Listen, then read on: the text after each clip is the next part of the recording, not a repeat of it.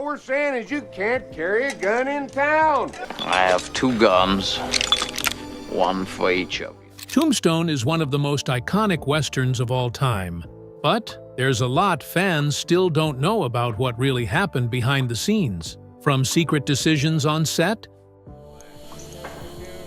500 must be a peach of a hand. to casting surprises and intense challenges the actors faced, the story of making this film is full of twists you won't see in the movie itself. Join us as we uncover the hidden truths, shocking moments, and incredible dedication from the cast that helped turn Tombstone into a classic. The secret direction of Kurt Russell.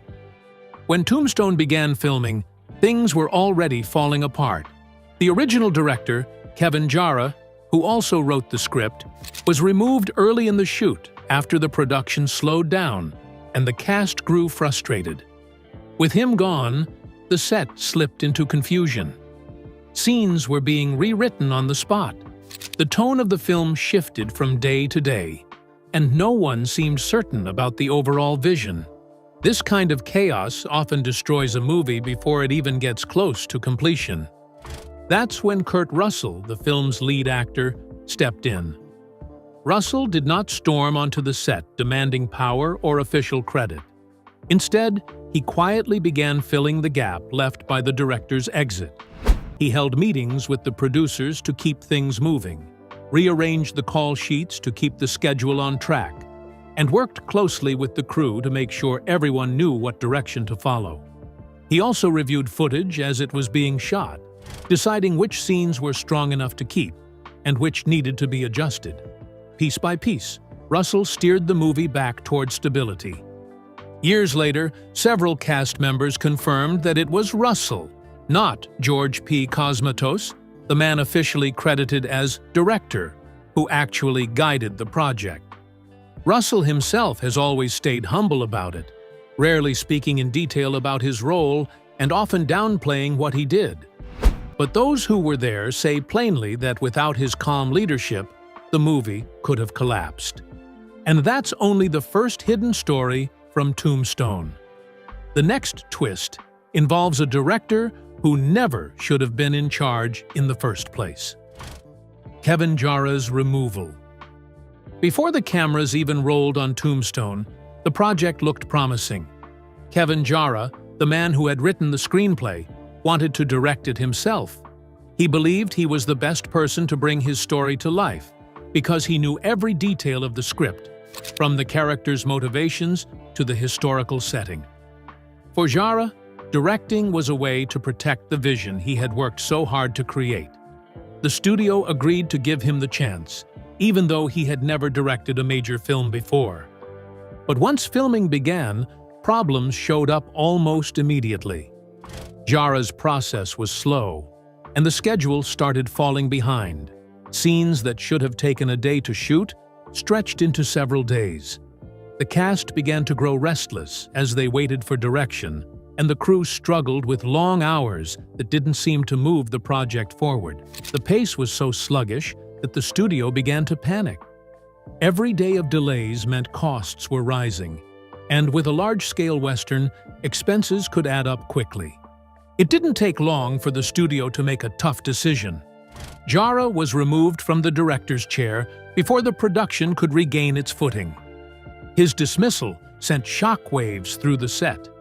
The cast and crew were suddenly left without clear leadership, and nobody knew whether the film could recover. Morale was shaky, and the future of the project seemed uncertain. And as it turns out, Tombstone wasn't just battling chaos on set. Another Hollywood star was fighting it from the outside. Kevin Costner's power play. While Tombstone was struggling to survive behind the scenes, another Western was in the works, and it came with big studio support. Kevin Costner, fresh off the huge success of Dances with Wolves, was preparing his own film about Wyatt Earp. Unlike Tombstone, which was financed more independently and ran into constant hurdles, Costner's project had major studio backing, a larger budget, and the kind of promotional power that could dominate Hollywood's attention. This set up an unusual situation, where two movies about the same legendary figure were being made at the same time. According to multiple reports from people close to the productions, Costner wasn't pleased about the competition. He allegedly used his influence to pressure distributors into avoiding Tombstone. Since distribution decides how widely a movie can be shown in theaters, this move could have crippled the film before it had a chance to find an audience. There were also claims that Costner tried to block Tombstone from securing a good release window, which would have made it harder for the film to earn attention at the box office. Despite these behind-the-scenes maneuvers, Tombstone managed to push forward. It didn't have the financial muscle or wide distribution that Wyatt Earp enjoyed, but it had determination from its cast and crew. When the movies were finally released, the outcome surprised many. Costner's Wyatt Earp, with its long runtime and heavy dramatic tone, failed to connect with audiences and critics. On the other hand, Tombstone became a sleeper hit, earning strong word of mouth and eventually gaining cult classic status. The underdog had won, and not just on the screen, but in Hollywood itself. And before Tombstone even got that far, the script itself had a long fight just to get noticed. A script nobody wanted. Before Tombstone became the Western fans know today, its script nearly disappeared into Hollywood's rejection pile. Kevin Jarrah, the screenwriter, had written a story that was very different from the typical Westerns being made at the time. His vision was historically detailed, filled with dialogue that revealed the personalities and conflicts of the characters, and layered with subplots that gave depth to the world of Wyatt Earp, Doc Holliday, and the outlaws of Tombstone. It wasn't built around non-stop shootouts or simple good versus evil themes. Instead, it was a character-driven story that aimed to capture the complexity of the real people behind the legend. But Hollywood wasn't interested. During the late 1980s and early 1990s, studios believed Westerns were outdated and no longer popular with audiences. Jarrah's script was rejected again and again. Executives complained that it was too long, too crowded with characters, and too serious in tone. Many thought it lacked the blockbuster excitement needed to sell tickets, while others felt the genre itself was dead. For a time, it looked like Tombstone would never leave the page.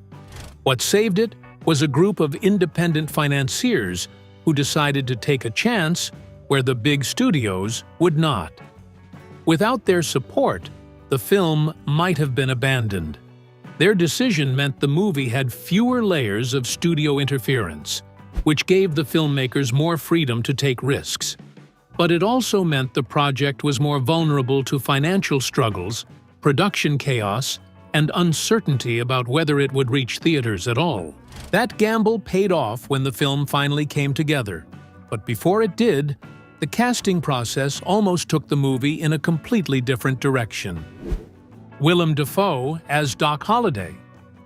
One of the most fascinating what-ifs in Tombstone's history involves the role of Doc Holliday. Before Val Kilmer was chosen, Willem Dafoe was seriously considered for the part. At the time, Dafoe was already respected for his intensity and range. His sharp presence and ability to play unpredictable, dangerous characters made him a strong candidate for the legendary gunslinger. The idea of Dafoe as Doc had real potential. His version would likely have been darker, harsher, and more menacing. But there was hesitation from the studio. In the years leading up to Tombstone, Dafoe had taken roles in controversial films that drew mixed public reactions. Some executives worried that his presence might distract audiences or bring unwanted publicity to a movie already facing financial and production challenges. There were also concerns that Dafoe's bold style could overshadow the rest of the cast, tilting the film too heavily around his performance instead of letting the ensemble shine. With so much at stake, the producers decided against offering him the role. That decision opened the door for Val Kilmer. His casting proved to be a turning point not just for the film, but for its legacy. Kilmer's Doc Holliday combined wit, charm, and vulnerability with a quiet sense of danger. He played the character as a man both brilliant and broken, turning every line into something memorable. Fans today often point to his performance as the heart of Tombstone. It's difficult to imagine the film without him, and many consider his Doc Holliday one of the greatest performances in the Western genre. And it wasn't just the casting that changed everything. One single line from Kilmer's Doc became the most unforgettable moment in the entire movie. The line that changed everything. When people think of Tombstone, one line usually comes to mind first. "I'm your huckleberry." It's quoted endlessly, printed on shirts and posters, and remembered as one of the most iconic moments in Western cinema. But what many fans don't realize is that the line was already written in the script. It just wasn't meant to stand out in such a legendary way. On paper, it was simply one of many colorful phrases given to Doc Holliday. It took Val Kilmer's performance to turn it into something unforgettable. Kilmer made a creative choice that changed everything.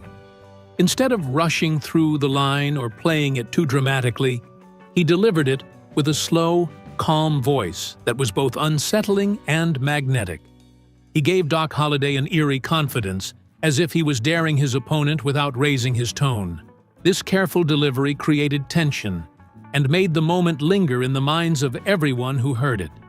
The reaction on set was immediate. Crew members later recalled knowing, in that exact moment, that they had captured something special. It wasn't just another line of dialogue. It felt like the heartbeat of the character and the film itself. Even other actors in the scene reportedly felt the weight of Kilmer's choice, recognizing it as a defining moment. After the movie's release, the phrase spread quickly among fans. It became part of pop culture, quoted at parties, conventions, and even in everyday conversation. For many, "I'm your huckleberry" became the symbol of Doc Holliday's wit and coolness, cementing Kilmer's performance in cinema history. And as powerful as that single line was, Kilmer's commitment to Doc Holliday went far beyond dialogue. He even lived as the character when the cameras stopped rolling. Val Kilmer's total immersion as Doc Holliday. Val Kilmer didn't just play Doc Holliday in Tombstone. He became him. From the moment filming began, Kilmer stayed in character even when the cameras weren't rolling. He adopted Doc's frail posture, leaned slightly forward as if his body were worn down by illness, and spoke with a slurred, deliberate cadence. He also kept his distance from the other cast members, avoiding casual conversations and maintaining a reserved, distant demeanor. This total immersion wasn't just about acting. It was a conscious choice to bring Doc Holliday to life in a fully convincing way. Kilmer's approach had a noticeable effect on those around him. Fellow actors reported feeling uneasy at times, unsure where the character ended and Kilmer began. The tension created by his isolation and consistent behavior added a layer of authenticity to every scene. When Kilmer entered a room or spoke, it wasn't just performance. It felt like Doc Holliday himself had arrived. This constant presence made interactions on screen more believable and kept the other actors deeply engaged in the reality of the story. The results were remarkable. Kilmer's commitment gave Doc Holliday a unique intensity and unpredictability. Every gesture, pause, and line of dialogue carried weight. Audiences could sense the danger, charm, and frailty of the character, making every confrontation and conversation more gripping. This level of realism helped anchor the film amid its chaotic production, and it became one of the defining aspects of Tombstone. Kilmer's dedication shows how far an actor can go to fully inhabit a role, and it set the stage for some of the film's most unforgettable scenes. Next, the physical demands of the film pushed another actor to his limits during one of its most intense showdowns. The duel that nearly broke an actor. One of the most intense moments in Tombstone is the showdown between Johnny Ringo and Doc Holliday. Michael Biehn, who played Ringo, faced extreme challenges during the filming of this scene. The duel was shot in Arizona, where the summer heat can be brutal, and long hours under the sun pushed the actors and crew to their physical limits. Every take required full focus, precise movement, and careful timing, but the environment made even basic actions exhausting.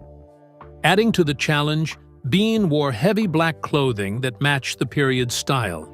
Thick wool coats, layered shirts, and tight boots trapped heat and added extra weight, making it physically demanding to move and maintain posture. The combination of the scorching sun, weighty clothing, and extended shooting hours quickly took a toll. By the time the duel scene was underway, Bean was battling dehydration and extreme fatigue. What most fans don't realize is that his slightly unsteady stance during the showdown wasn't acting. At points, Bean was struggling to stay on his feet. The sweat, the wobbling, and the strained expression were real. These physical challenges accidentally added to the authenticity of the scene, giving Johnny Ringo a sense of vulnerability and tension that heightened the drama. The result is a duel that feels intense, risky, and hauntingly real. Every movement and glance carries weight, not just because of the story, but because the actors were physically pushed to their limits. That combination of skill, endurance, and circumstance created one of the most memorable gunfights in Western cinema. Kurt Russell wasn't the studio's first choice. When casting Wyatt Earp for Tombstone, the studio didn't immediately settle on Kurt Russell. Executives were concerned about whether he had the box office appeal needed to carry a major Western. They wanted a bigger name, someone they believed could draw large crowds and guarantee strong ticket sales. Beyond name recognition, they had other doubts. Some questioned Russell's mustache and overall look for the period. Others worried that his more restrained acting style might not deliver the heroic, larger-than-life performance expected for the lead role. Even after Russell secured the part, those doubts didn't disappear. During production, studio executives continued discussions about possibly replacing him if early footage didn't meet their expectations.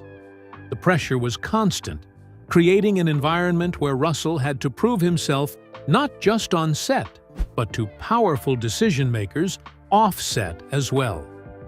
Russell responded by staying focused on the character rather than appeasing studio concerns. He insisted on portraying Wyatt Earp as a grounded, realistic lawman rather than a polished action hero. He paid attention to small details like how Earp moved, spoke, and reacted, ensuring the character felt human and believable. Russell didn't exaggerate or embellish the role for dramatic effect, even when it might have seemed safer to do so. In the end, his approach paid off. His reserved, thoughtful performance became central to the film's success, giving Wyatt Earp depth and credibility.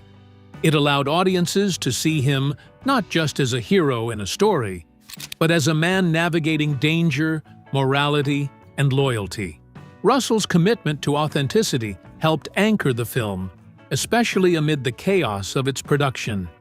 And just as Russell was solidifying his role, tensions in the filming location were about to create another unexpected challenge for the cast and crew.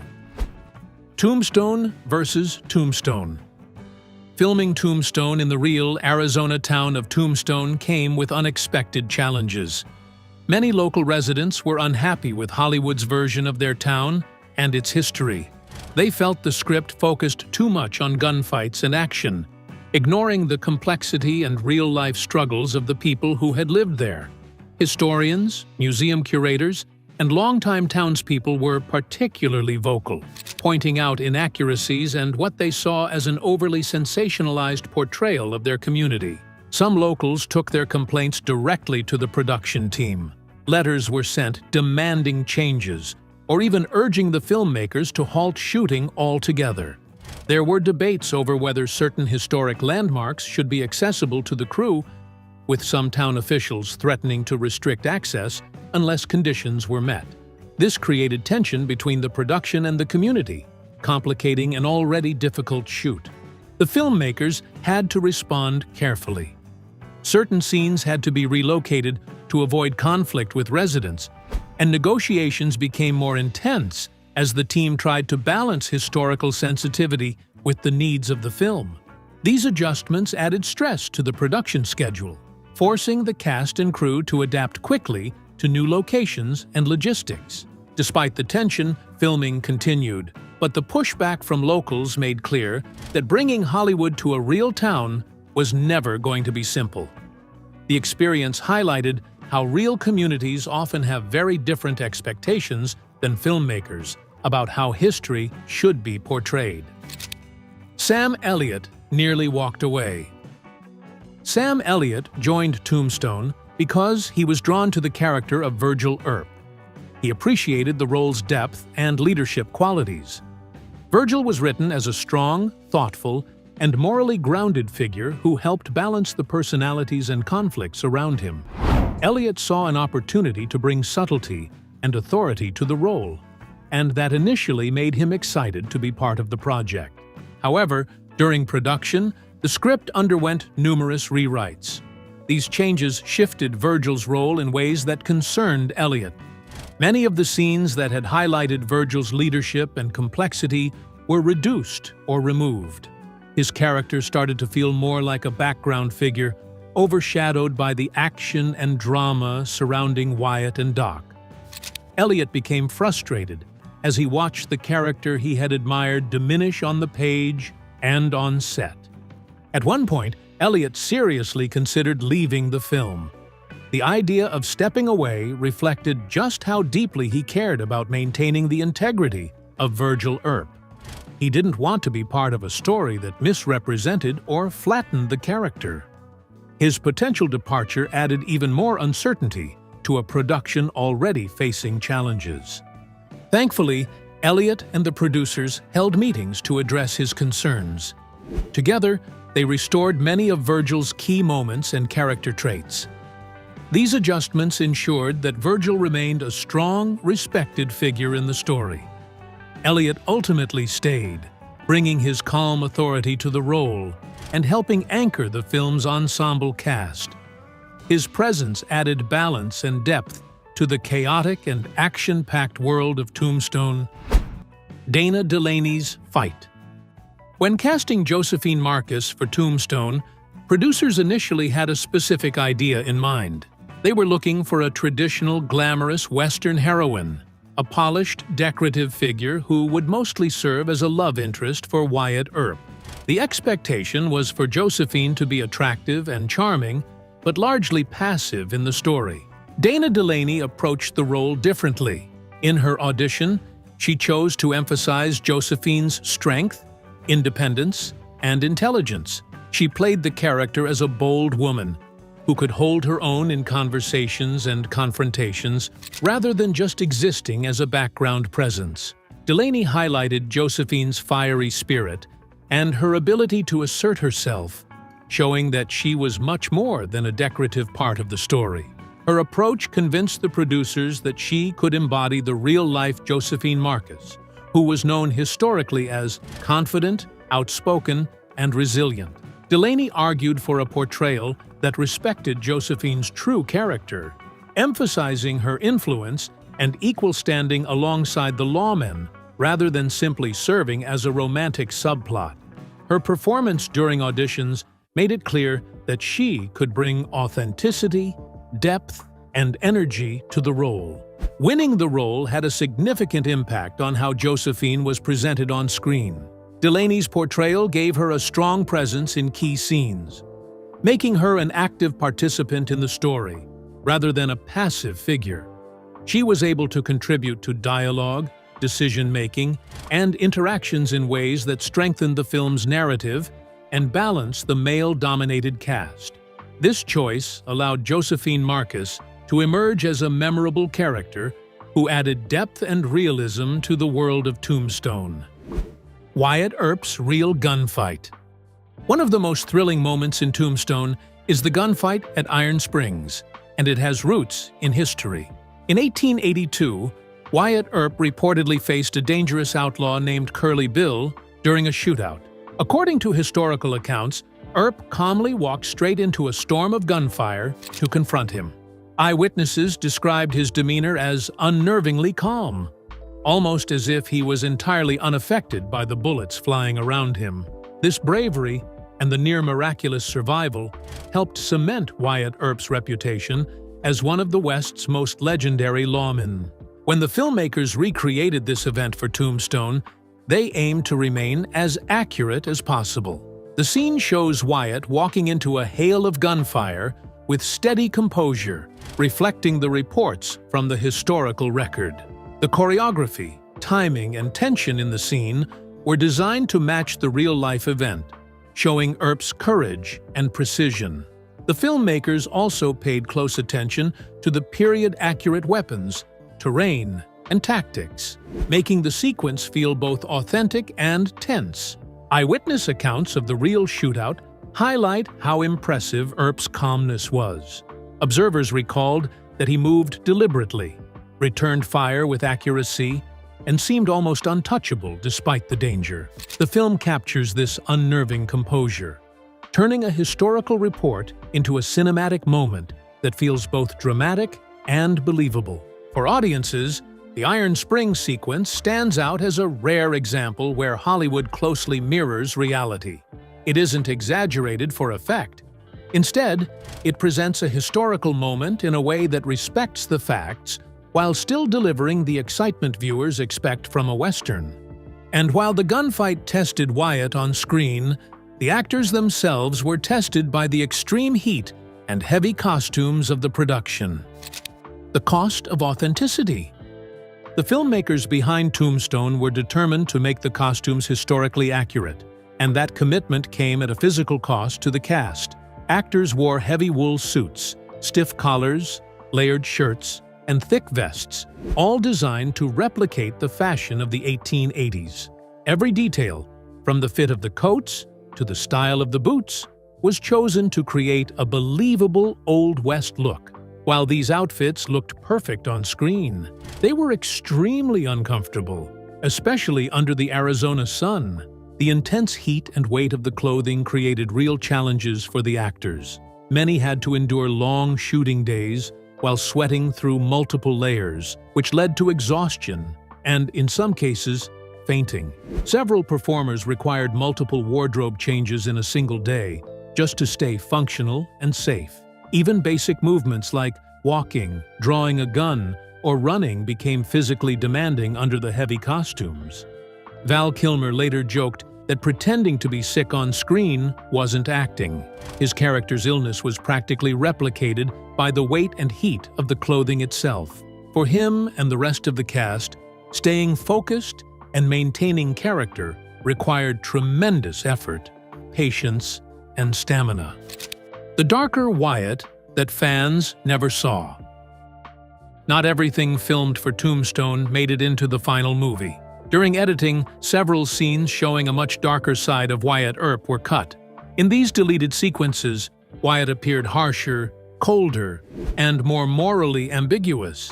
He made decisions that were ruthless, showed less mercy to his enemies, and wrestled openly with personal demons. These moments painted a version of Wyatt as a man driven more by revenge and pragmatism than by clear-cut heroism. The reason for these cuts was primarily studio pressure. Executives believed that a heroic, relatable Wyatt would appeal to a wider audience. They wanted the character to be courageous, fair, and largely admirable, rather than complex and morally conflicted. By removing the darker scenes, the studio shaped Wyatt into a figure that was easier for audiences to cheer for, ensuring a more mainstream and emotionally satisfying story arc. Even so, some fans have seen the deleted footage or read descriptions of it and speculate about what the film could have been. This alternate version of Wyatt Earp would have offered a grittier, more complex narrative, showing him as a man navigating ethical gray areas in a violent and unpredictable world. It might have made the film feel more realistic and historically grounded, but it would also have risked alienating viewers expecting a traditional Western hero. when test audiences changed the ending. The original ending of Tombstone was much darker than the version most fans know today. In the first cut, Wyatt Earp walked away alone after his battles were over. The scene emphasized his solitude and the heavy toll of the violence he had faced, leaving the story feeling bleak and unresolved. While this ending was historically plausible and consistent with the tone of earlier scenes, it didn't provide a satisfying emotional conclusion for viewers. During test screenings, audience reactions made the problem clear.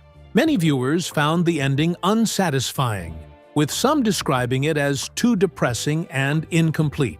Test audiences struggled to connect emotionally, leaving the filmmakers and studio worried that the film would not leave a lasting impression. The feedback highlighted the importance of giving the audience a sense of closure and hope, even in a story rooted in historical events. In response, the filmmakers created a new ending. This version included Doc Holliday's deathbed scene, showing Wyatt visiting his friend one last time. The sequence emphasized loyalty, grief, and the personal costs of the gunfights, giving emotional weight to both characters. The film then added a final chapter that hinted at Wyatt's future life, offering audiences a more uplifting and hopeful conclusion. If you loved this video, don't forget to hit that like button, subscribe, and ring the bell so you never miss more content on your favorite movies.